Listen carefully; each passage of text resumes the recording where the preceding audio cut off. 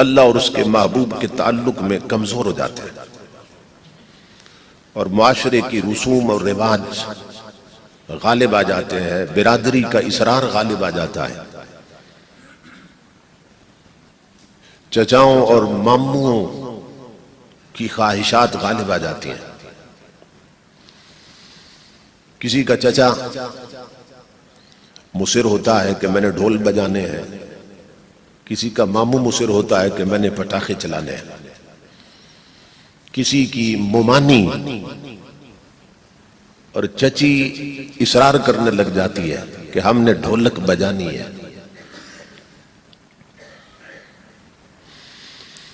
اور وہ مرد مجاہد ہوتا ہے، وہ مجاہد اسلام ہوتا ہے جو ان تمام چیزوں سے ٹکرا جاتا ہے مگر نسبت مصطفیٰ کو کمزور نہیں ہونے دیتا۔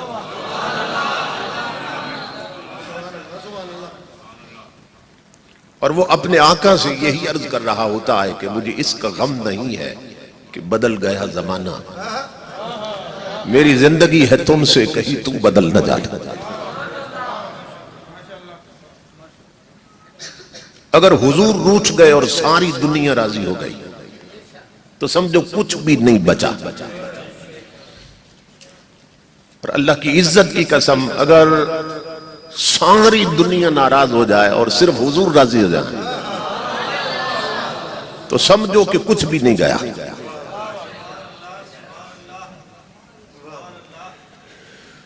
بہادر شاہ ظفر مغلیہ خاندان کا ایک حکمران گزرا ہے، شاعر بھی تھا، اب تھا بادشاہ مگر باتیں فقیروں والی کرتا تھا۔ اس نے ایک بڑی خوبصورت بات کی ہے، وہ کہتا ہے ظفر آدمی اس کو نہ جانیے گا وہ کتنا ہی صاحب فہم و ذکا، وہ کتنا ہی چالاک بنتا پھرے، کتنا ہی عقل مند بنتا پھرے دنیا کی نظر میں، مگر بہادر شاہ ظفر کہتا ہے کہ اس کو مومن تو کیا اسے انسان بھی نہ سمجھنا۔ ظفر آدمی اس کو نہ جانیے گا وہ کتنا ہی صاحب فہم و ذکا کہ جسے عیش میں یاد خدا نہ رہی اور جسے تیش میں خوف خدا نہ رہا۔ کہ مومن تو کیا وہ تو انسان بھی نہیں جسے خوشیوں میں خدا اور مصطفیٰ بھول جائے اور پشت کر لے حضور کی شریعت کی طرف، وہ تو انسان بھی نہ رہا کہ جس کی اپنے نبی کے ساتھ محبت پر معاشرے کے رسم اور رواج کی محبت غالب آ جائے، وہ تو انسان بھی نہیں رہتا۔ تو یہی موقع ہوتے ہیں کہ جب پتہ چلتا ہے کہ حضور سے تعلق کتنا ہے، نسبت کیسی ہے۔ دعویٰ تو ہر کوئی کرتا ہے مجھے اللہ سے محبت اور اس کے رسول سے محبت، مگر ہماری محبتوں کا حال یہ ہے کہ جب کوئی رب کے نام پہ کوئی شے مانگتا ہے نا، یعنی کسی ننگے نے کپڑا مانگ لیا تو گھر میں جو سب سے بیکار سوٹ ہے وہ اللہ کے نام پہ دے دیتے ہیں، جسے خود اب نہیں پہن رہے، جو پھینک دیا اسے اللہ کے نام پہ دے دیتے ہیں۔ رب کے نام پہ کوئی پیسہ مانگے تو پرس نکالتے ہیں، بٹوا نکالتے ہیں، جو سب سے پھٹا ہوا پرانا نوٹ ہے اللہ کے نام پہ اس کو دے دیتے ہیں۔ ہماری محبتوں کا یہ حال ہے۔ نبی اکرم صلی اللہ تعالی علیہ وآلہ وسلم فرماتے ہیں لا یؤمن احدکم حتی یکون ہواہ تبعا لما جئت بہ۔ اپنے ہر عمل میں حضور کی شریعت کو تکڑی بنا لو، ترازو بنا لو، اور جو کچھ کرتے ہو نا شادیوں پر یا غمی کے موقع پہ، موت کے موقع پہ، اس کو شریعت کی تکڑی پہ تول لیا کرو۔ تل جائے تو کرو اور تکڑی سے گر جائے تو مت کرو۔ امام الانبیاء فرما رہے ہیں، حضور صلی اللہ علیہ وسلم فرماتے کہ تم اس وقت تک مومن نہیں ہو سکتے، ان حدیثوں کو نا دل کی تختی پہ نقش کر لو،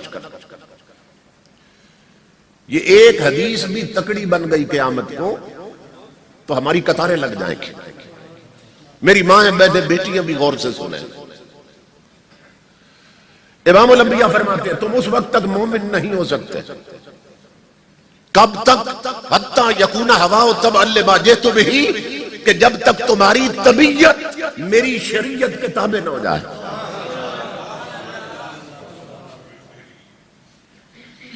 یعنی جب تک وہ نہ چھوڑو جو من چاہتا ہے اور وہ نہ کرو جو رسول چاہتا ہے تم مومن نہیں ہو سکتے. تو ہمیں ہر قدم پہ یہ دیکھنا چاہیے کہ یہ جو کام کرنے لگے ہیں شریعت میں اس کی حیثیت کیا، اللہ اور اس کا رسول اس سے راضی ہوتے یا ناراض ہوتے ہیں. میں حیران ہوتا ہوں شادیوں پر جب تاریخ طے ہوتی ہے تو جس گھر میں شادی ہے وہ پھر بیٹھ جاتے ہیں، ہاں جی کس کس کو دعوت دینی ہے. وہ کہتے ہیں بھی قلم اور کاپی لاؤ اور نام لکھو کتنے ہوں گے بارات میں اور کتنے ہوں گے ولیمے پر. تو پھر نام لکھے جاتے ہیں امام الانبیاء کے غلاموں. اور پھر گھر کا کوئی فرد بولتا ہے کہتا ہے وہ خالہ ناراض ہیں تو کیا ان کا نام بھی لکھنا ہے؟ تو گھر کا کوئی بزرگ بول پڑتا ہے کہتا ہے شادی کا موقع ہے کوئی بات نہیں روٹھے ہوئے بھی منا لیتے ہیں. ایسا ہوتا ہے کہ نہیں ہوتا؟ کوئی کہتا ہے ماموں ناراض ہے تو کہتے ہیں یار ان کا نام بھی لکھ لو کوئی بات نہیں، شادی کا موقع ہے خوشی کا موقع ہے تو جو روٹھے ہیں انہیں بھی منا لیں گے. ایسا کرتے ہیں کہ نہیں کرتے؟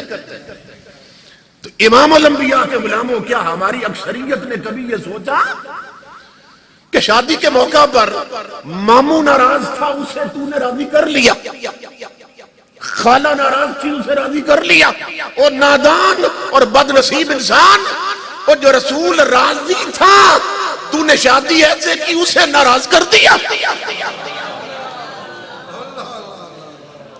جو شادی سے پہلے خدا راضی تھا تو نے شادی ایسے منائی کہ اسے ناراض کر دیا.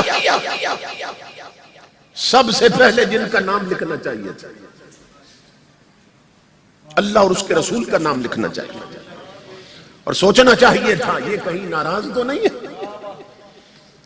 اگر یہ ناراض ہے تو شادی ایسے کرو کہ شادی کی خوشیوں میں مصطفیٰ بھی شریک ہو جائیں اور خدا کی رحمت بھی شریک ہو جائیں.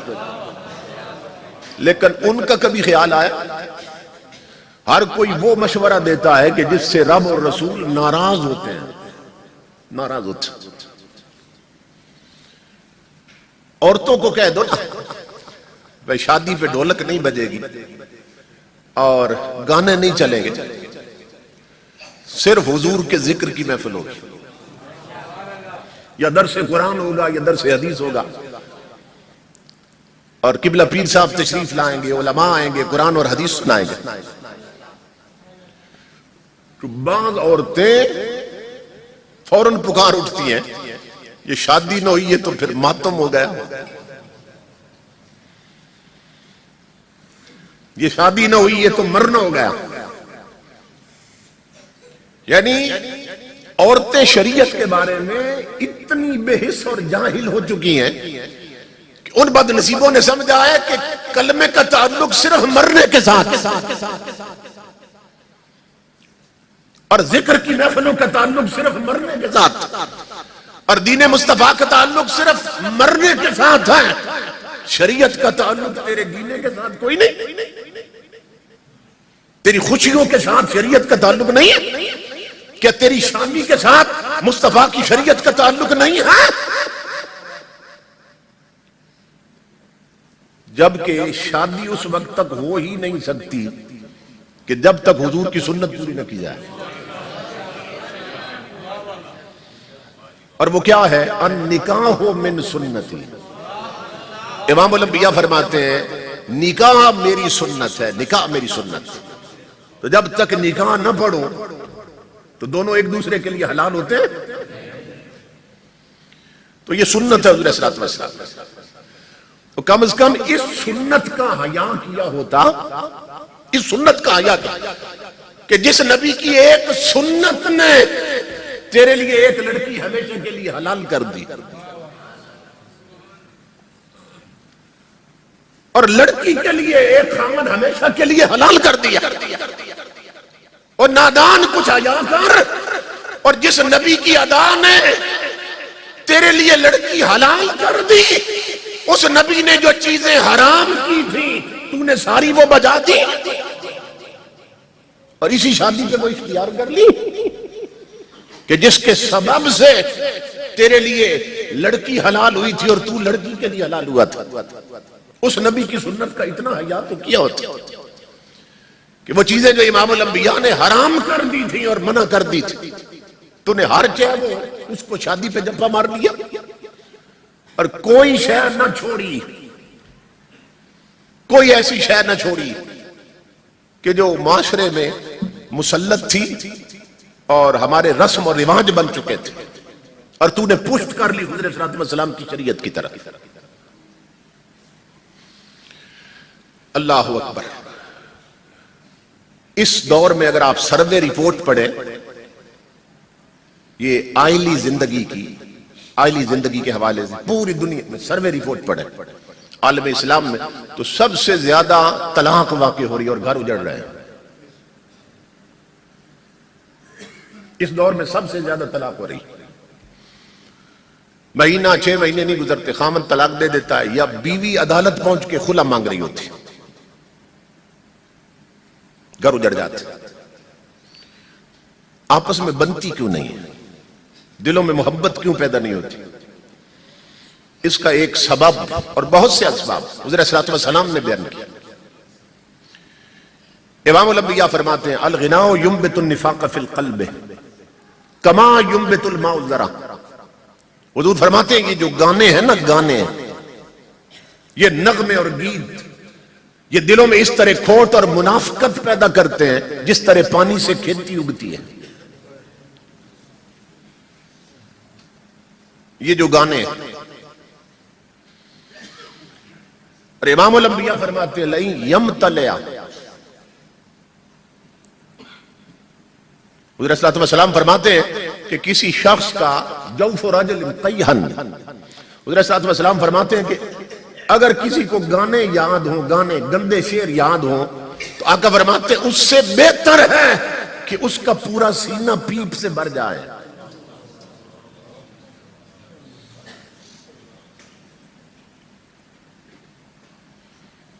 لئن یمتلع جوف رجل قیحن خیر لہ من ان یمتلع شعرا، حضور کی حدیث۔ امام الانبیاء فرماتے ہیں کسی کا سینہ پورا اس میں پیپ پڑ جائے، یہ بہتر ہے پیپ اس سے کہ اس کے سینے میں گندے شعر اور گانے بھرے ہوئے ہوں۔ اب لڑکے نہیں، لڑکیاں بھی گانے گاتی ہیں،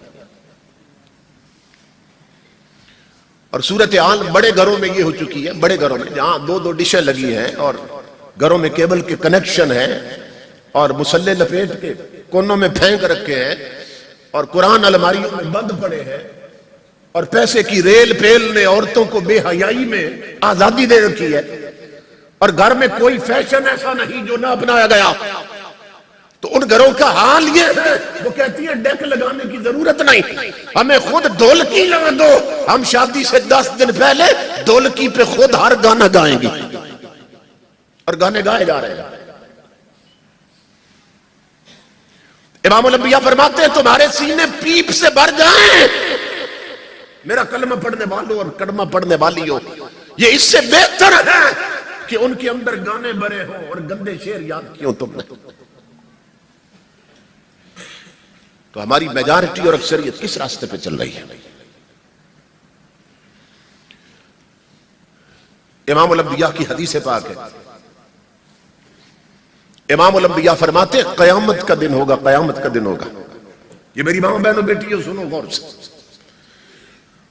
اور کاروں میں گانے چلانے والوں سنو غور سے، اور سزوکی اور رکشوں میں طوائفوں کے گانے چلانے والوں سنو غور سے، بسوں کوچوں اور ٹرکوں میں کنجریوں کے گانے چلانے والوں اپنے نبی کا ارشاد سنو غور سے۔ امام الانبیاء فرماتے ہیں قیامت کے میدان میں اللہ آواز دے گا، اللہ آواز دے گا، این عبادی الذین کانوا ینزہون انفسہم واسماءہم عن اللغو ومزامیر الشیاطین۔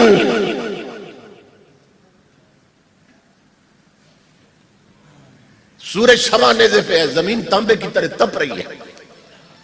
اس وقت سورج کروڑوں میل دور ہے زمین سے، اور حدیث پاک میں ہے کہ اس کی پشت ہے زمین کی طرف۔ اس وقت سورج کی پشت ہے زمین کی طرف، اور قیامت کے دن سورج آ جائے گا 1.25 میل پہ، اور اس دن سورج کا منہ ہوگا زمین کی طرف، اس کا چہرہ ہوگا زمین کی طرف۔ ہر کوئی اپنے گناہوں کے حساب سے پسینے میں ڈوبا ہوگا، اور سورج اس پہ آنکھ برسا رہا ہوگا۔ اس بڑے میدان میں اللہ رب العزت فرشتوں کو فرمائے گا، پہلے خود آواز دے گا، وہ لوگ کہاں ہیں کہ جنہوں نے دنیا میں اپنے کانوں کو گانے سننے سے پاک رکھا تھا۔ این عبادی الذین کانوا ینزہون انفسہم واسماءہم۔ اللہ فرماتا ہے وہ لوگ کہاں ہیں؟ قیامت کے دن آواز دی جا رہی ہے، وہ لوگ کہاں ہیں کہ جن میرے پیارے بندوں نے اور میرے کھڑے اور سچے بندوں نے اپنے آپ کو اور اپنے کانوں کو گانے سننے سے پاک رکھا تھا۔ ایمان سے بتاؤ، اس دن منہ پہ تو مورے لگے، الیوم نختم علی افواہہم، قرآن میں اللہ فرماتا ہے اس دن بولتی بند کر دے گا، منہ پہ مور لگا دے گا۔ منہ مور لگے ہوئے ہوں گے، کوئی نہیں بول سکے۔ جو یہاں بڑے تڑ تڑ بولتے ہیں نا، وہاں لگامیں چڑی ہوگی، لگامیں چڑی ہوگی، وہاں کوئی نہیں بول سکے گا۔ نہ کوئی ثناء اللہ بول سکے گا، نہ کوئی عذاب اللہ بول سکے گا، نہ کوئی حرام خور وزیر بول سکے گا، نہ کوئی بے غیرت وزیر اعظم بول سکے گا۔ وہاں امریکہ کے پالتو کتے سب لگام چڑی ہوگی۔ اللہ فرماتا ہے جب میں آواز دوں گا، میرے وہ پیارے بندے کہاں ہیں؟ کہاں ہیں کہ جن دنیا میں جن کے کان گانے سننے سے پاک رہے، محفوظ رہے۔ کسی چودھری ملک مار راجے کو نہیں پکارا گیا، کسی بریگیڈیئر جنرل ڈاکٹر انجینئر کو نہیں آواز دی، کسی وزیر اعظم کو نہیں پکارا میرے رب نے، آواز صرف انہیں دی ہے جو گانے نہیں سنتے تھے۔ میں تو کہتا ہوں کہ آج گانے کیوں سنتے ہیں؟ کانوں کو لذت ملتی ہے۔ آپ تصور کرو کہ ساری دنیا کے سنے ہوئے گانے ایک طرف، اور قیامت کے دن میرے رب کی یہ آواز ایک طرف، اس کی لذت کیا ہوگی؟ اس کی لذت کیا ہوگی؟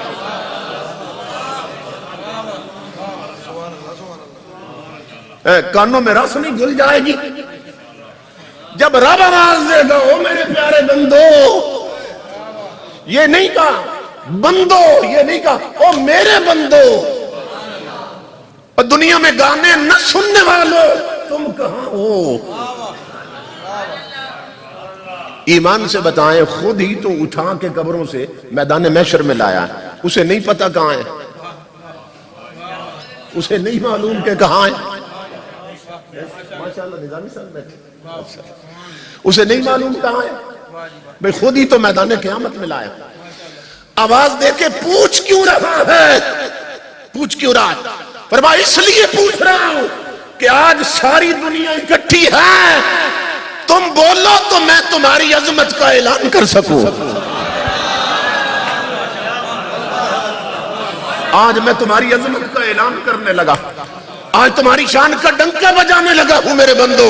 تم نے کجریوں کے گانے نہیں سنے تھے، جب گھر گھر ڈول بج رہے تھے اور ڈول کی بج رہی تھی، اس وقت بھی تمہارے کانوں میں مصطفیٰ کی شریعت کی بندش تھی۔ جب لوگ فلمیں اور ڈرامے دیکھ رہے تھے اور کجریوں کے گانے سن رہے تھے اور رقص دیکھ رہے تھے، تم نے آنکھوں پر نبی کی شریعت کی پٹی باندھ رکھی تھی۔ اللہ فرماتے ہیں کہاں ہو؟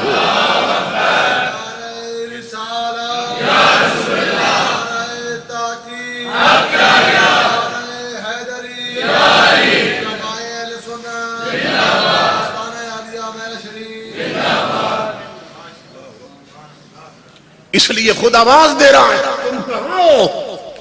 تو بتاؤ پھر کون بولیں گے؟ وہی جنہوں نے نہیں سنے ہوں گے، جنہوں نے کان پاک رکھے ہوں گے، جنہوں نے آنکھیں پاک رکھی ہوگی، وہ سارے عرض کریں گے مولا ہم حاضر ہیں، ہمارے لیے کیا حکم ہے؟ اللہ رب العزت فرمائے گا حکم نہیں ہے، حکم آج کوئی نہیں ہے، حکم دنیا میں دیا تھا تم نے عمل کر کے دکھا دیا۔ اللہ فرمائے گا میرے بندو آج حکم نہیں ہے، تمہارے لیے خوشخبری ہے، خوشخبری ہے۔ مولا خوشخبری کیا ہے؟ فرمایا ادخلوا فی ریاض المسک، اور ایک حدیث میں ہے اللہ فرشتوں کو فرمائے گا ادخلوہم فی ریاض المسک، کہ دنیا میں کجریوں کے گانوں سے بچے رہے، اے فرشتوں آج انہیں مشک و عنبر کے باغوں میں لے جاؤ، مشک و عنبر کے باغوں میں لے جاؤ، کستوری کے باغوں میں لے جاؤ، اور کیا کرو؟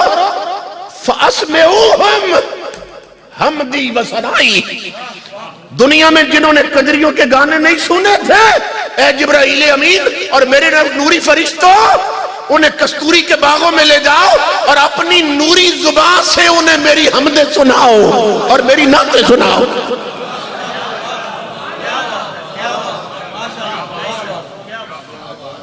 اسمعوہم حمدی و ثنائی، حدیث میں اللہ رب العزت فرمائے گا آج تم اپنے نوری زبان سے، او نوری زبان سے آج انہیں میری حمد کے نغمے سناؤ، حمد کے نغمے۔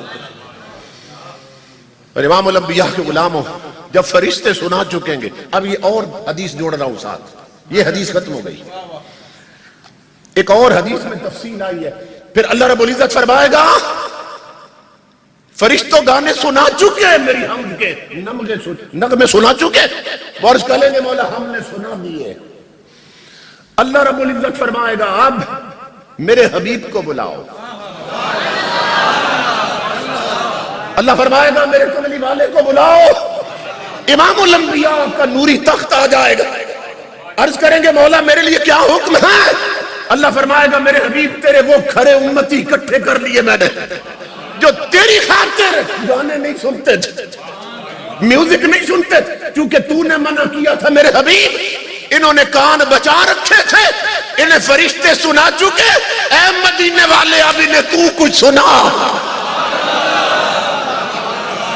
رب کی عزت کی قسم پھر حضور پڑھنا شروع کریں گے،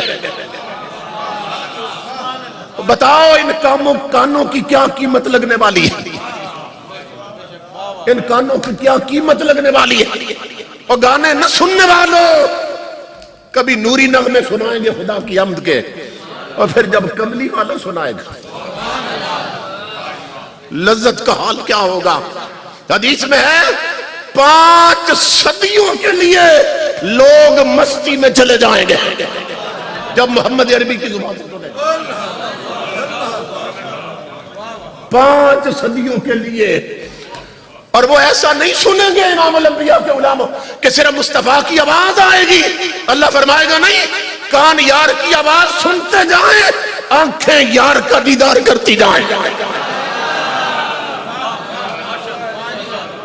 اور اللہ کی عزت کی قسم حدیث قدسی میں ہے، حدیث قدسی میں ہے، جب کملی والے سنا چکیں گے اللہ رب العزت فرمائے گا میرے حبیب اور اے فرشتوں اب انہیں خوشخبری دو جنہوں نے کان میرے لیے بچا کے رکھے تھے، اب ان کا رب انہیں کچھ سنانے لگا۔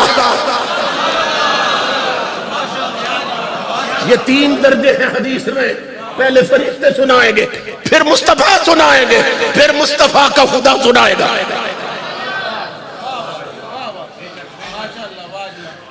یہ 4 دن دنیا کی زندگی ہے میری ماں بہنوں بیٹیوں، ہم اپنے کانوں کو جہنم کے لیے تیار کر رہے ہیں۔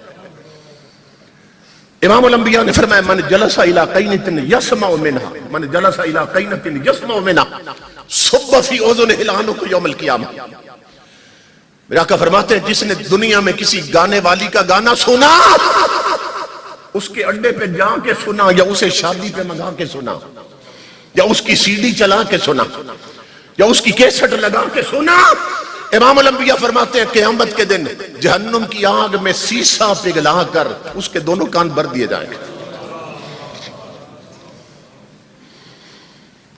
امام الانبیاء کی ان حدیثوں کی طرف توجہ دو۔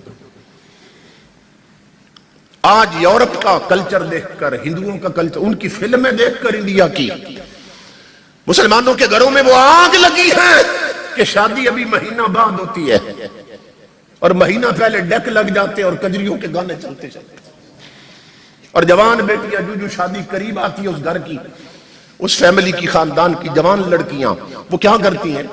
وہ خود ڈھولکی کی تھاپ پہ پھر گانے چن کر دیتی۔ کیا انجام ہونے والا ہے؟ یہ 4 دن کی زندگی ہے، اس سے نکل آؤ۔ اس بگڑے ہوئے ماحول میں اور بگڑے ہوئے معاشرے میں یہ مشکل ہے، اور اس مشکل کا ذکر کیا تھا حضور نے۔ امام الانبیاء نے فرمایا تھا میری امت پہ ایک وقت آئے گا، کام اتنا بگڑ جائے گا کہ حضور نے فرمایا تھا الصابر فیہم علی دینہ کالقابض علی الجمر۔ غور سے سنیں۔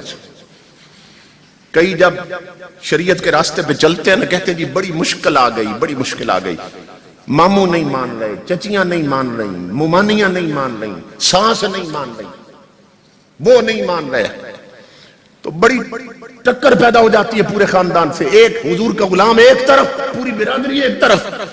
تو امام الانبیاء نے فرمایا میری امت پہ وقت آنے والا، یہ 15 صدیوں پہلے خبر دی کہ میری شریعت پہ چلنے والا اس دور میں اتنی مشکل میں ہوگا کہ جتنی مشکل میں وہ ہوتا ہے جس نے آگ کا انگارہ پکڑا ہو۔ یہ مثال دی حضور نے کل قابض علی الجمر، کہ اگر کسی نے مٹھی میں آگ پکڑی ہو نا یا انگارہ پکڑا ہو تو جتنی مشکل میں وہ ہوتا ہے، فرمایا ایک وقت آئے گا میری امت پر اتنی بگڑ جائے گی کہ شریعت پہ چلنے والا اتنی ہی مشکل میں ہوگا۔ لیکن ایسے بگڑے ہوئے ماحول میں امام الانبیاء نے خوشخبری دی، فرمایا من تمسک بسنتی عند فساد امتی فلہ اجر 100 شہید۔ امام الانبیاء فرماتے ہیں بگڑے ہوئے ماحول میں جس میری امت کے مجاہد نے میرا ایک طریقہ اور سنت زندہ کر دی، اسے 100 شہیدوں کی شہادت کا ثواب ملے گا۔ اس حدیث کی روشنی میں اللہ کی عزت کی قسم آج مختار احمد نے 100 شہیدوں کی شہادت کا ثواب کما لیا، اور اس نیکی کے مشورے میں ان کے والد بھی شریک، اور جو گھر کا بندہ شریک ہوا ان سب کو رب نے 100 شہیدوں کی شہادت کا ثواب عطا کر دیا، کیونکہ آقا کی خبر غلط نہیں ہو سکتی، امام الانبیاء فرماتے ہیں۔ اس لیے میری ماں بہنوں بیٹیوں اپنی قبروں اور قیامت کی فکر کرو۔ یہ زندگی 4 دن کی لمیٹڈ لائف ہے، ختم ہونے والی ہے، ان لمیٹڈ مرنے کے بعد شروع ہونی ہے۔ جو نہ ختم ہونے والی زندگی ہے، اور خوش بخت ہیں وہ جو نہ ختم ہونے والی سنوار رہے، نہ ختم ہونے والی سنوار رہے۔ ایک بچی دلہن بن رہی تھی، پہلے تو یہ تھا کہ بھئی سہیلیاں خود ہی دلہن بنا دیتی تھی، میں زندگی بھر جن کے ساتھ وہ کھیلی، جن کے ساتھ اس نے مل کے پڑھا بیٹھی، وہی بچپن کی سہیلیاں جب بچی جوان ہو گئی تو خود انہوں نے ہی اسے کسی کوئی کنگھی کر رہی ہے، کوئی سرما لگا رہی ہے، بنا سنوار دیا، اسے دلہن بنا دیا۔ لیکن اب یہ صورتحال ہے کہ پہلے دلہنیں بیوٹی پارلروں پہ شروع ہوئی، اب دولہے بھی بیوٹی پارلروں پہ جا رہے ہیں، اور 30,000 اور 35 اور 40,000، اور اسلام آباد میں تو لاکھ روپیہ وہ لیتی ہیں میک اپ کرنے کا۔ دولہا بھی میک اپ کروانے گیا، کئی شادیوں پہ گئے، پوچھا دولہا میاں کدھر؟ کہتے ہیں جی بیوٹی پارلر پہ گیا۔ دلہن کدھر ہے؟ بیوٹی پارلر پہ گئی ہے۔ کتنا دیا ہے؟ 50,000 روپیہ دیا۔ لاکھ روپیہ دیتے، میک اپ کرواتے، میک اپ کرواتے۔ امام الانبیاء کے غلاموں، اور پھر اس دن دلہن بھی نماز نہیں پڑھتی، دولہا بھی نماز نہیں پڑھتی، کیونکہ نماز کے لیے وضو ضروری ہے، اور وضو کریں گے تو ہر شے اتر جائے گی. میک اپ گیا جب وضو کیا تھا. وہ کہیں گے بھئی 50,000 دیا تھا, یہ وضو کر کے ہر شے برباد کر دیں گے.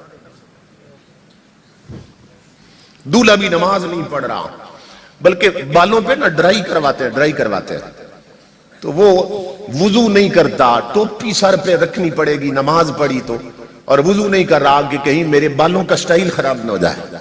اس بدبخت کو نہیں معلوم تیری قبر خراب ہو رہی ہے, تیری قیامت خراب ہو رہی ہے. کتنے گھاٹے میں جا رہا ہے انسان.